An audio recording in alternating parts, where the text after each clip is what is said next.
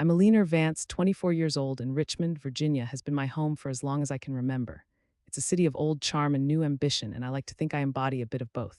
I've always been the type to work hard, to pour my heart into whatever I commit to, whether it's my studies, my job, or my relationships. And for 3 years, my relationship was everything. Her name was Sarah. We met at a local coffee shop, a chance encounter that felt like destiny. She had a laugh that could chase away any bad mood and eyes that sparkled with a kind of mischief I found utterly captivating. We clicked immediately and deeply. It was one of those rare connections where you feel like you've known someone your whole life, even if you've only just met. We were inseparable, two halves of a whole, or so I believed. Our life together quickly became a comfortable routine, filled with shared jokes, late-night talks, and the quiet understanding that only comes from true intimacy. We had our disagreements, of course, every couple does. There were times when it felt like we were teetering on the edge of a breakup, but we always found our way back to each other. We talked through our issues, hashed things out, and emerged stronger, or at least that's what I told myself. Looking back, I wonder how much of that was genuine growth and how much was just me desperately clinging to the image of us I had built in my mind. My days were a blur of activity. I was working full-time, a demanding job that paid the bills and then some, and attending school at night, chasing a degree that I hoped would secure a brighter future for us both. It was exhausting, a constant grind, but I never once resented it. Every late night, every early morning, every moment I felt like I was running on fumes, I did it for us. I did it for Sarah. I wanted to build a life where we didn't have to worry, where she could pursue her passions without the burden of financial stress. And I did shoulder the burden. I paid for almost everything. The rent on our cozy apartment in the Fan District, the utilities that kept us warm in winter and cool in summer, even the groceries that filled our fridge. Sarah was trying to pay down some old debt, and I didn't want her to feel pressured. Focus on getting yourself free, love, I'd tell her, stroking her hair as she'd lean into me on the couch. I've got us covered. And I did. I treated her like gold, like she was the most precious thing in my life because she was. I bought her little gifts, planned surprises, made sure she always felt loved and appreciated. I cooked her favorite meals, listened to her day, and always made time for her, no matter how tired I was. My devotion was absolute, a steady, unwavering flame. But then slowly, subtly, the warmth began to fade. It started small, almost imperceptible shifts in her behavior. She'd brush off my attempts at playful banter, the kind of easy back and forth that used to define our mornings. Her laughter, once so readily given, became rarer, replaced by a vague tiredness. She started sleeping more, claiming exhaustion, retreating into herself. I tried to attribute it to stress, to her debt, to anything that wasn't what my gut was screaming. Then came the girl time. Every other night, it seemed, she was out with friends. Just a night with the girls, she'd say, a little too quickly, a little too brightly, avoiding my gaze. I'd offer to join or at least pick her up, but it was always the same response. No, honey, it's just us. You wouldn't enjoy it. I respected her need for her own space, for her friendships, but the invitations to do anything together dwindled to almost nothing. Our dinner plans became less frequent, our movie nights non-existent. It felt like I was constantly chasing after her, trying to rekindle a spark that she seemed determined to extinguish. The worst part was the lack of consideration. She'd forget things I'd told her, make plans without checking with me, leave a mess for me to clean up after a long day. It was as if I had become invisible, a background fixture in her life. Yet if she needed something, suddenly I was her favorite person again, the love of her life. Her voice would soften, her eyes would hold that familiar warmth, and I, like a fool, would fall for it every time, hoping that this was a sign the old Sarah was returning. She'd promised to make it up to me, to spend more time together, to be better. And for a fleeting moment, I'd believe her. The unease in my stomach grew into a gnawing certainty. Something was deeply wrong. I tried to talk to her gently at first, asking if everything was all right, if there was something bothering her. She'd shrug, offer a vague assurance, or sometimes even get annoyed, accusing me of being oversensitive. The conversations went nowhere. My suspicions, however, were growing stronger with each passing day. The excuses, the distant glances, the way she guarded her phone, it all added up. I'd always prided myself on my intuition, and every fiber of my being was screaming a warning. It reached a point where I couldn't ignore it anymore. I needed proof, something concrete to either confirm my fears or put them to rest. My mind raced, trying to come up with a plan that wasn't overtly confrontational, but that would give me answers. I thought about checking her phone, but that felt too invasive, too much like a betrayal of trust, even if I suspected she was betraying mine. Then an idea, a cold, calculating spark in the back of my mind. A small, discreet security camera pointed at our front door and driveway. It wasn't an act of malice, I told myself, but an act of self-preservation. I needed to know the truth. I ordered it online, a tiny device that could blend in with the shadows, and installed it myself one evening while Sarah was out with her girls. My hands trembled slightly as I positioned it, a knot of dread tightening in my chest. I hated that it had come to this, that I felt the need to spy on the person I loved, but the alternative, living in this constant state of doubt and anxiety, was becoming unbearable. The next day started like any other. Sarah kissed me goodbye before I left for my morning classes, telling me she loved me, that she'd miss me, and reminded me of our dinner plans for that evening. Her words, once a source of comfort, now felt like a bitter irony, a cruel twist of the knife. I forced a smile, kissed her back, and walked out the door, my heart a lead weight in my chest. I was in my history lecture, trying to focus on the rise and fall of ancient empires, when my phone buzzed. It was a notification from the camera app. My breath hitched. I discreetly opened it, my thumb shaking as I navigated to the live feed. And there it was, not my car. A strange car parked brazenly in our driveway in my spot. The world tilted. The drone of the professor's voice faded into a distant hum. My stomach churned, a sickening wave of nausea washing over me. I knew with an absolute, terrifying certainty what that car meant. I didn't even bother to excuse myself. I grabbed my bag, mumbled something about an emergency, and practically ran out of the lecture hall. My hands fumbled with my keys as I unlocked my car, my mind a chaotic storm of anger, fear, and a pain so sharp it felt physical. I called Sarah as I sped through the Richmond streets, my heart hammering against my ribs. It rang once, twice, three times. Then her voice, a little breathless, a little too casual. "Hey, honey, what's up? I'm actually on the phone with my best friend right now. Can I call you back in a bit?" My grip on the steering wheel tightened, my knuckles white. "No," I said, my voice dangerously calm, a stark contrast to the earthquake raging inside me. "No, you can't. I'm almost home." A beat of silence on the other end, then a nervous giggle.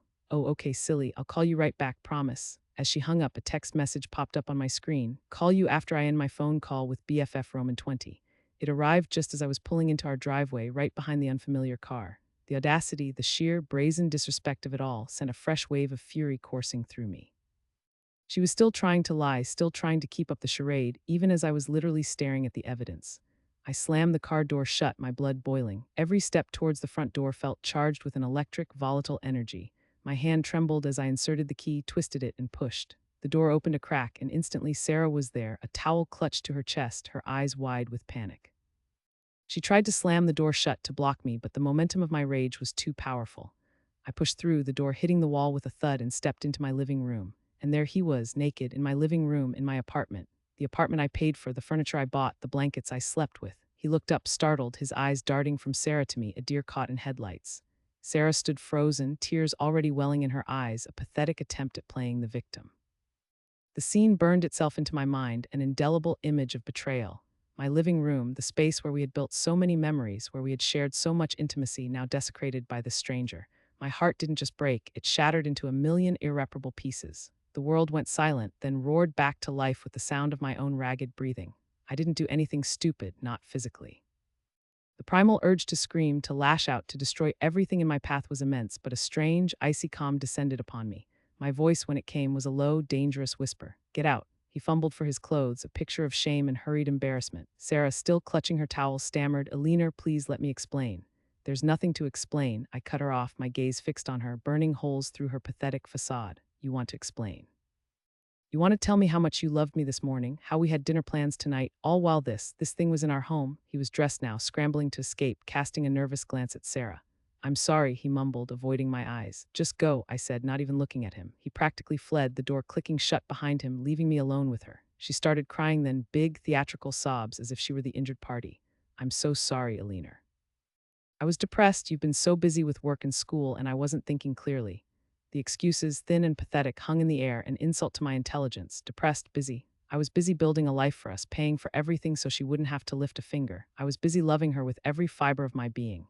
And she repaid that by bringing a stranger into our home, into our bed, onto our blankets, the blankets we slept with. The worst part, the part that truly ate me up, was the realization that if I hadn't set up that camera, I would have never known. I would have continued to be the doting girlfriend, the financially responsible partner, while she carried on this sordid affair under my very nose. She would have continued to lie to my face, to kiss me goodbye, to tell me she loved me, all while I funded her infidelity. I hated her. The love I had felt for her, so deep and encompassing, curdled into a bitter, burning hatred. I hated her for her betrayal, for her lies, for her pathetic excuses. I hated her for making me feel like a fool, for taking my kindness and twisting it into a weapon against me. I hated that she could look me in the eye and pretend to love me, only to invite another man into our home the moment I left. I could never, ever hurt someone like that, let alone someone I claimed to love. Thought was abhorrent to me, and yet she had done it effortlessly, it seemed. She had shattered my heart, my trust, and my entire world. I'm trying my best to get through this, to pick up the pieces of my shattered life. But every hour of every day, it's all I can think about. That man naked in my living room, wrapped in the blankets I sleep with, the blankets we slept with. and Sarah, the love of my life, running and hiding, acting like she deserves any form of sympathy, any shred of understanding.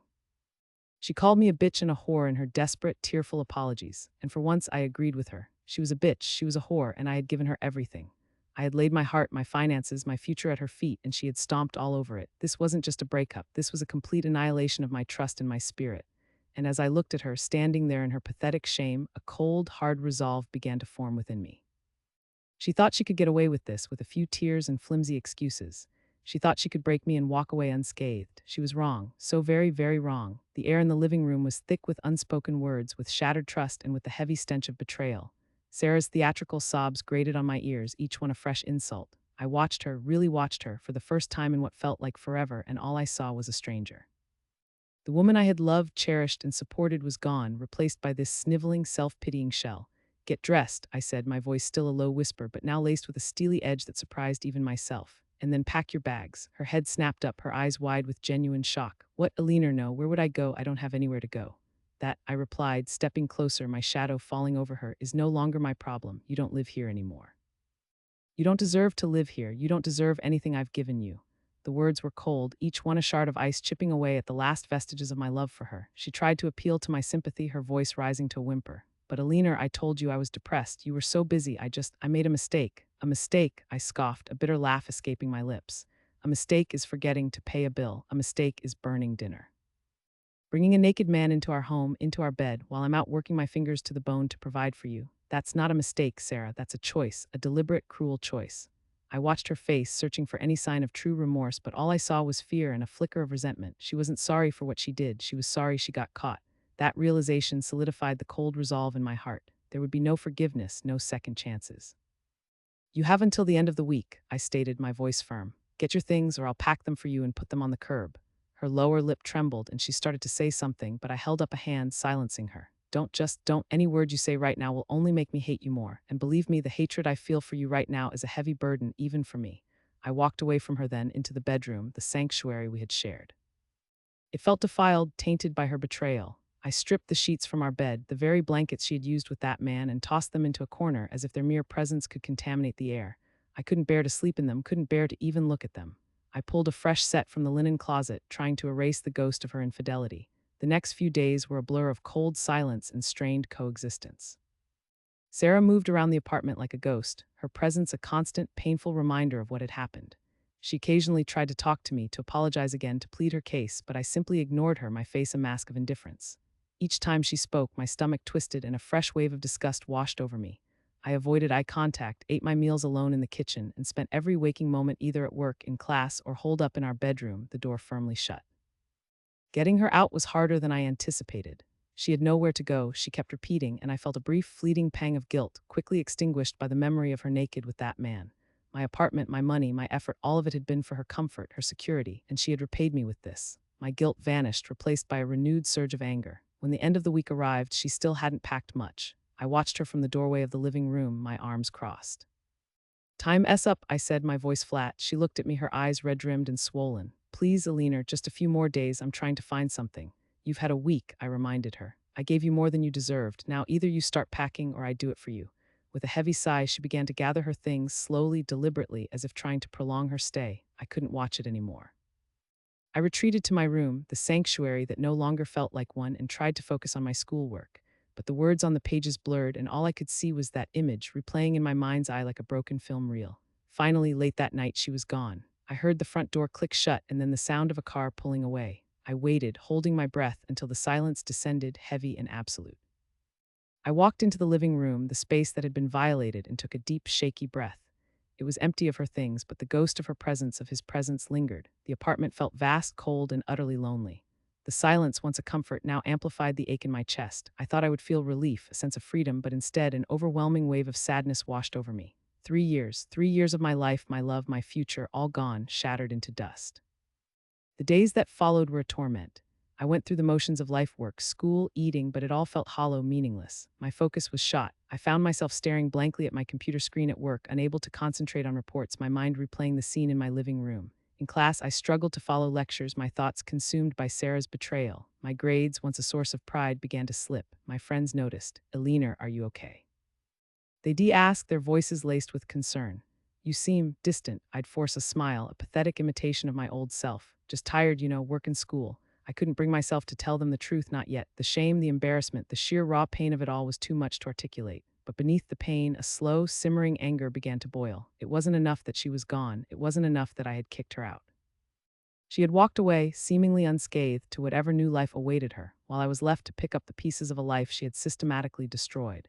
She had used me, lied to me, and then treated me like I was the one who was wrong. I started doing things, small things at first, fueled by a desperate need for some kind of retribution.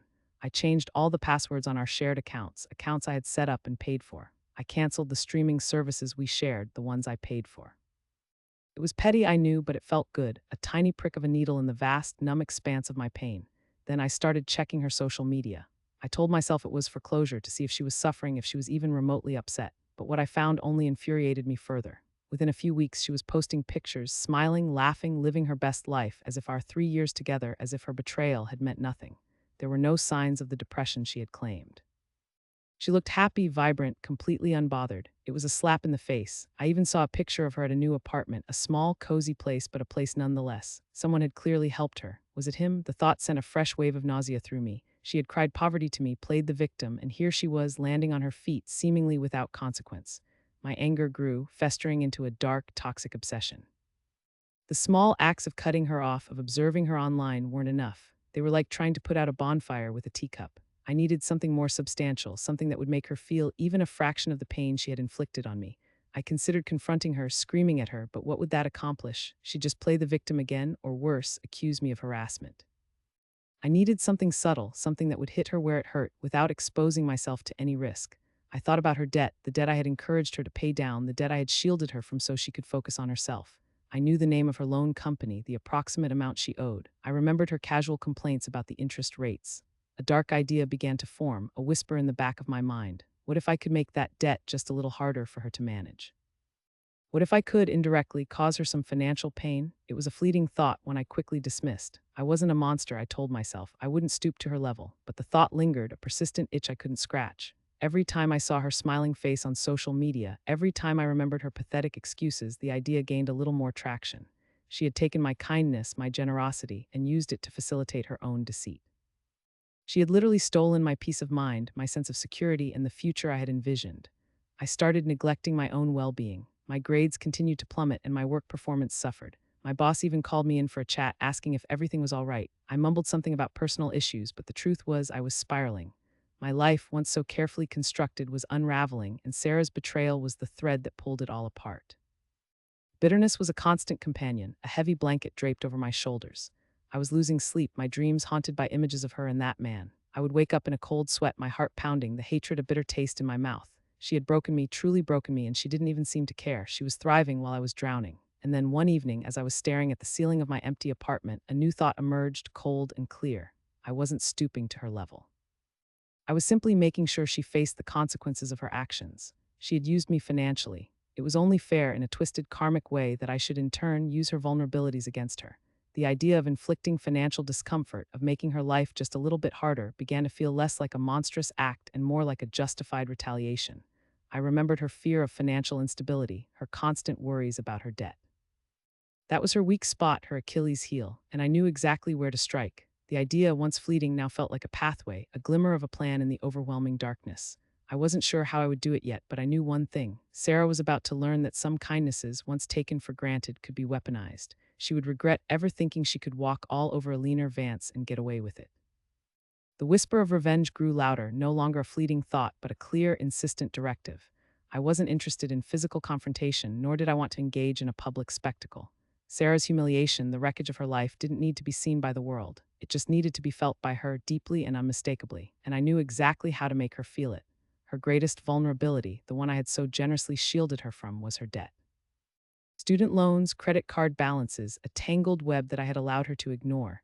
My mind, once clouded by grief and anger, sharpened with purpose.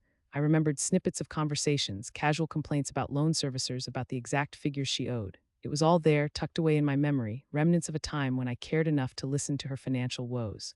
Now those same details became my weapons. I started my research discreetly, late at night, after my schoolwork was done, or rather, after I had pushed through enough of it to feel like I wasn't completely abandoning my own future.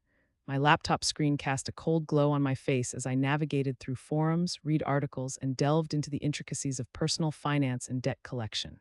I wasn't looking to do anything illegal, anything that could trace back to me. My revenge had to be surgical, precise, and most importantly, deniable. My plan began to take shape, a delicate dance of information and manipulation. Sarah had always been terrible with paperwork, prone to misplacing important documents, letting things slide until they became urgent. I knew she often received mail from her loan providers, which she would promptly set aside, promising to deal with it later. I also remembered her casual discussions about her loan servicer, a detail I had once dismissed as irrelevant. Now it was crucial. I remembered a conversation about her student loans, how she had once been enrolled in an income-driven repayment plan but had let the paperwork lapse. She'd always meant to reapply, she'd said, but life just got in the way. I knew the name of the company and I knew her old account number. With a little digging, I found the online portal. The first step was subtle. I found a way to anonymously report a change in her income status to her student loan servicer. Nothing dramatic, just a slight increase enough to nudge her monthly payments up.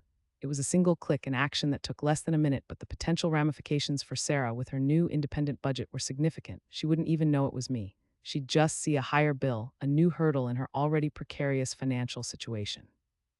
She'd probably blame herself, her disorganization, her depression. The thought brought a grim satisfaction. Next, I focused on her credit cards. I knew she had a few maxed out, and I also knew the banks she used. It was harder to directly influence those, but there were ways to create ripples. I remembered her telling me once about signing up for promotional balance transfer offers that had favorable introductory rates. What if those rates suddenly expired, or if she missed a tiny detail that caused her interest rates to skyrocket?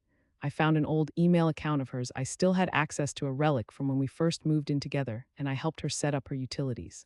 I used it to subscribe her to an endless stream of financial advice newsletters, debt consolidation advertisements, and credit repair services. Not enough to be immediately suspicious, but enough to clog her inbox, a constant reminder of the financial struggles she had chosen to ignore. It was a tiny, persistent drip, drip, drip of anxiety, a constant nagging reminder of her monetary woes. The real target, though, was her credit score. A bad credit score could haunt her for years, affecting her ability to rent an apartment, get a car loan, even secure a good job. I knew she was proud of the small improvements she had made when we were together, how she'd bragged about her rising numbers. I wanted to see those numbers fall. I found several online forums where people shared stories of dealing with difficult ex-partners and their financial revenge. I learned about obscure clauses in credit agreements, about the power of small, consistent actions. It was a dark rabbit hole, but I was determined. I also realized how easily one could get caught, and so I was meticulously careful. My true stroke of genius came with the rental application. When Sarah had first moved into her new place, she'd posted a picture of her new keys with the landlord's name and apartment complex visible in the background. A quick online search, and I had the property management company's contact information. I drafted a carefully worded anonymous email to her landlord. I didn't accuse her of anything overtly illegal. Instead, I posed as a concerned former neighbor from her previous address. I expressed concern about her moving habits, vaguely referencing unpaid dues and unresolved issues from her prior residence, suggesting that she had left some financial obligations unsettled when she moved out of my apartment. I hinted at her tendency to be late with payments and her general lack of financial responsibility.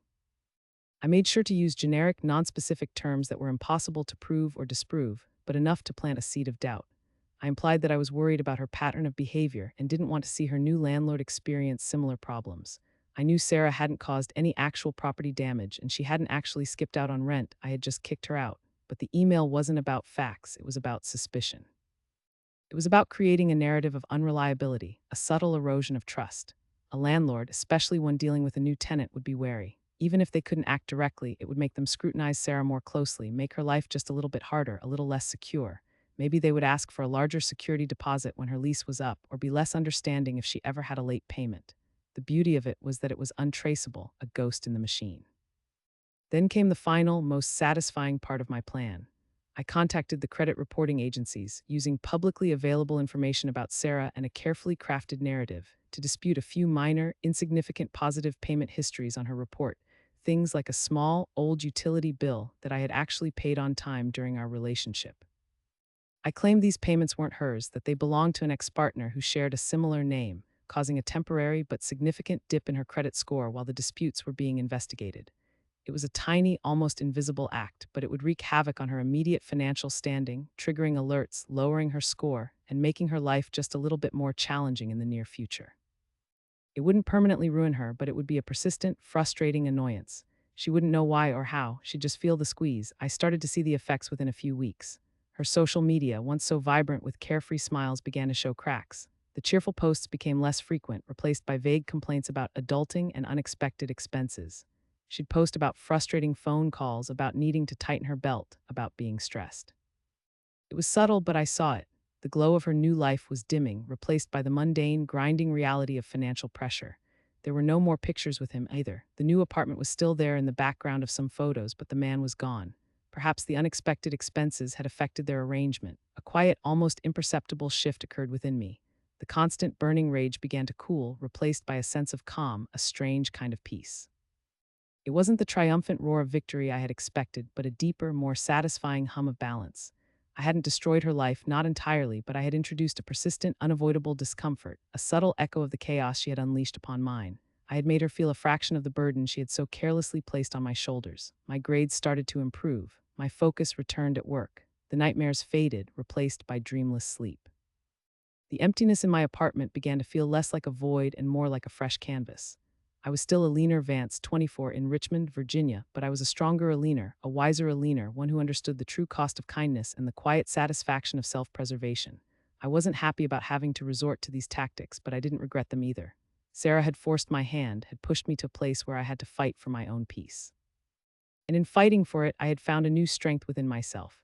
I had learned that sometimes the most effective revenge isn't a dramatic explosion, but a series of quiet, deliberate maneuvers that subtly shift the landscape of someone's life, forcing them to confront the consequences of their own actions, one small, frustrating setback at a time.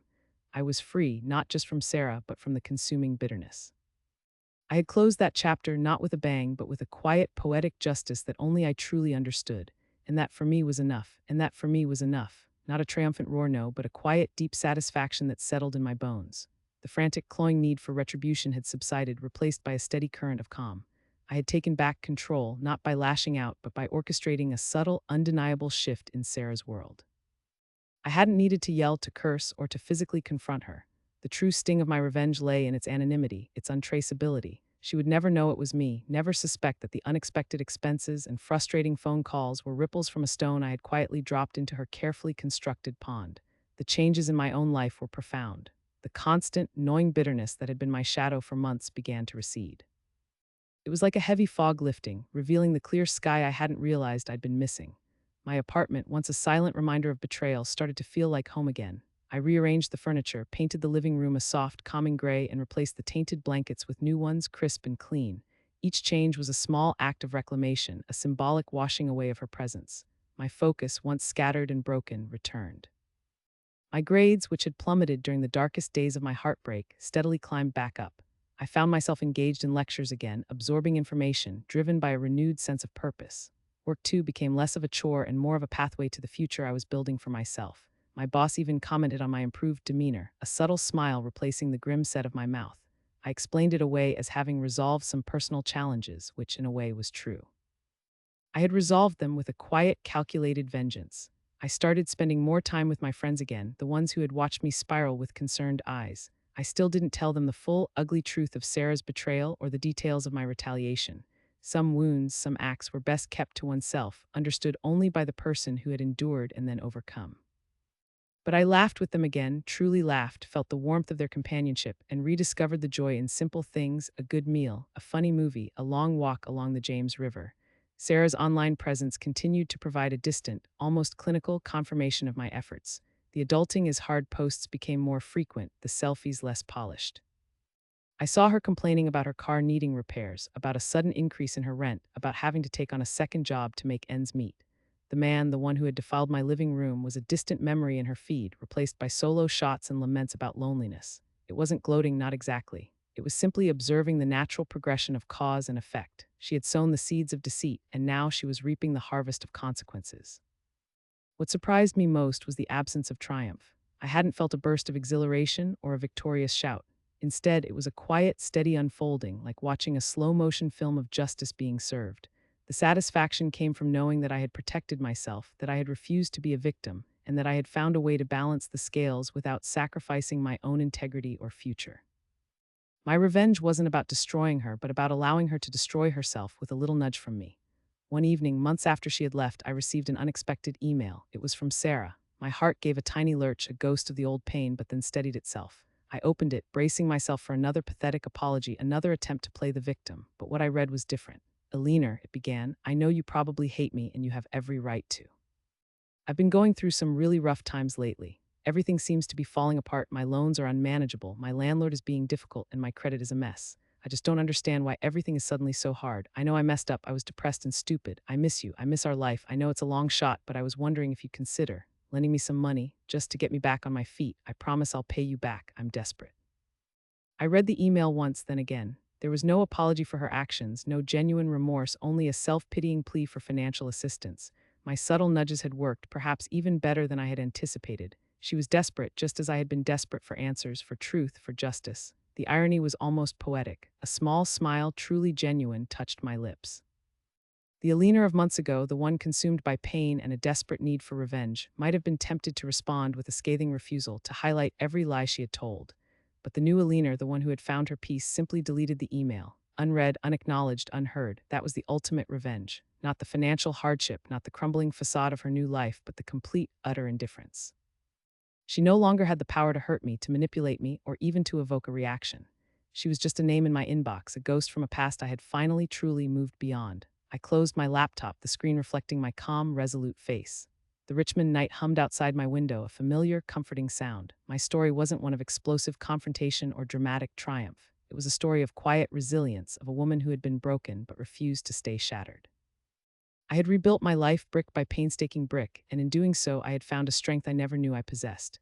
Sarah had taught me a brutal lesson about trust and betrayal, but I had learned an even more profound one about self-worth and the power of a quiet, unyielding will. And as I drifted off to sleep that night, the silence of my apartment no longer felt lonely but liberating. I was free, and that truly was enough. I was free. Not just from Sarah, but from the consuming bitterness. I had closed that chapter not with a bang, but with a quiet, poetic justice that only I truly understood, and that for me was enough. A deep, steady breath filled my lungs, a breath I hadn't realized I'd been holding for months. The air in my apartment, once heavy with the ghost of betrayal, now felt light, clean, filled with possibility. The furniture, rearranged and repainted, reflected the new order in my life, a physical manifestation of the emotional space I had reclaimed. There were no more shadows, no more echoes of a past that had threatened to consume me. My story wasn't one of explosive confrontation or dramatic triumph, but of quiet resilience. It was the story of a woman who had been broken, shattered into a million pieces, but who had meticulously, patiently, and quietly rebuilt herself. And in that rebuilding, I had found a strength I never knew I possessed. Sarah had taught me a brutal lesson about trust and betrayal, about the fragility of love and the cunning of deceit. But in her teaching, she had also inadvertently shown me the depths of my own resolve, the steel that lay beneath my kindness. I had learned that sometimes the most profound revenge isn't about destroying another, but about utterly liberating oneself. As I drifted off to sleep that night, the silence of my apartment was no longer lonely, but a profound, comforting balm. I was Eleanor Vance, 24 years old in Richmond, Virginia, and I was finally truly free. I was free, not just from Sarah, but from the consuming bitterness. I had closed that chapter not with a bang, but with a quiet, poetic justice that only I truly understood, and that for me was enough. A deep, steady breath filled my lungs, a breath I hadn't realized I'd been holding for months. The air in my apartment, once heavy with the ghost of betrayal, now felt light, clean, filled with possibility. The furniture, rearranged and repainted, reflected the new order in my life, a physical manifestation of the emotional space I had reclaimed. There were no more shadows, no more echoes of a past that had threatened to consume me. My story wasn't one of explosive confrontation or dramatic triumph, but of quiet resilience. It was the story of a woman who had been broken, shattered into a million pieces, but who had meticulously, patiently, and quietly rebuilt herself. And in that rebuilding, I had found a strength I never knew I possessed. Sarah had taught me a brutal lesson about trust and betrayal, about the fragility of love and the cunning of deceit. But in her teaching, she had also inadvertently shown me the depths of my own resolve, the steel that lay beneath my kindness. I had learned that sometimes the most profound revenge isn't about destroying another, but about utterly liberating oneself. As I drifted off to sleep that night, the silence of my apartment was no longer lonely, but a profound, comforting balm. I was Eleanor Vance, 24 years old in Richmond, Virginia, and I was finally truly free.